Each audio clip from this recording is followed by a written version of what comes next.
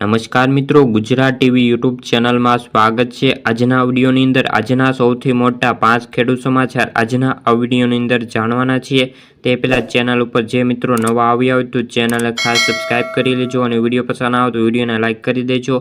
સૌપ્રથમ પવન ફૂંકાશે તેવી આગાહી, ત્યારબાદ પાવાગઢમાં રોપવે સેવા બંધ, ત્યારબાદ અકસ્માત પર 25,000 રૂપિયા, ત્યારબાદ રેશન કાર્ડ ધારકો ખુશખબર, ત્યારબાદ રેશન અનાજ બંધ। આ સંપૂર્ણ સમાચાર આજના આ વિડીયોની અંદર જાણવાના છીએ। સૌપ્રથમ પવન ફૂંકાશે તેવી આગાહી।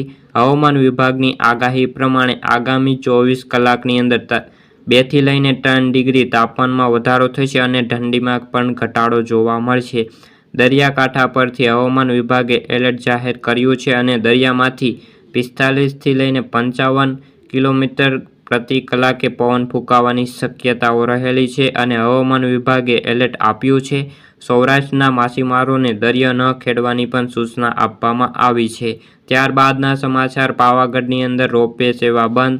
યાત્રાધામ પાવાગઢમાં રોપવે સેવા આગામી થોડાક દિવસ સુધી બંધ રહેશે, જેના કારણે યાત્રિકોને માતાજીના દર્શન કરવા માટે હવે પગપાળા જવું પડી શકે છે। પંચમહાલના પાવાગઢમાં રોપવે સેવા બંધ રહેશે। આગામી 17 ફેબ્રુઆરીથી લઈને 1 માર્ચ સુધી રોપવે સેવા બંધ રહેશે તેની જાહેરાત પણ કરી દેવામાં આવી છે, જેને લઈને યાત્રિકો 13 દિવસ સુધી પગપાળા જે માતાજીના દર્શન કરવા માટે જવું પડશે। ત્યારબાદના સમાચાર, અકસ્માત પર 25,000 રૂપિયા।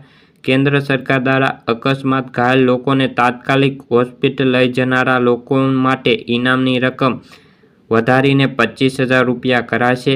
હાલમાં તે રકમ 5,000 રૂપિયા છે અને કેન્દ્રીય માર્ગ પરિવહન મંત્રી જે રાજ્યમંત્રી છે તેને નીતિન ગડકરીએ પુણેમાં એક કાર્યક્રમ દરમિયાન માહિતી આપી હતી કે જો રોડ અકસ્માતમાં 1 કલાકની અંદર પીડિતને હોસ્પિટલ લઈ જવામાં આવે તો તેને ગોલ્ડન ઓવર કહેવામાં આવે છે। ત્યારબાદના સમાચાર, રેશન કાર્ડ ધારકો માટે આવી છે ખુશખબર।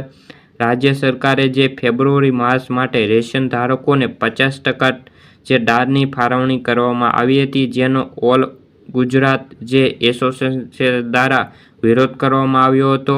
આ વિરોધના કારણે હવે જે તુવેર દાળ છે તે 90% વધારી દેવામાં આવી છે, એટલે કે હવે તુવેર દાળનો જથ્થો છે પુરવઠા વિભાગે 90% કરી દીધો છે। તે પહેલાં 50% હતો અને હવે ગુજરાતના તમામ લોકોને તુવેર દાળ મળે તેવી શક્યતાઓ રહેલી છે। ત્યારબાદના સમાચાર, રેશન કાર્ડ ધારકોને અનાજ બંધ। મફત રાશન લેતા અયોગ્ય લોકોને દૂર કરવા માટે આવકવેરા વિભાગ નવા ડેટા શેર કરશે।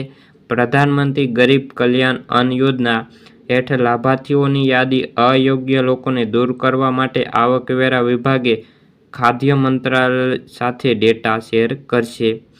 આ યોજનામાં જે મફત જે રેશન લે છે તેનું અનાજ બંધ કરવામાં આવે તેવી શક્યતાઓ છે। જે આવકવેરા ભરતા નથી તેને પણ રેશન બંધ કરવામાં આવે તેવી શક્યતાઓ છે। તો મિત્રો, આ હતા આજના સૌથી મોટા 5 ખેડૂત સમાચાર। વિડીયો ગમ્યો હોય તો વિડીયોને લાઇક અને સબસ્ક્રાઇબ કરી લેજો। ફરી મળીશું બીજા વિડીયો સાથે, ત્યાં સુધી જય જવાન જય કિસાન।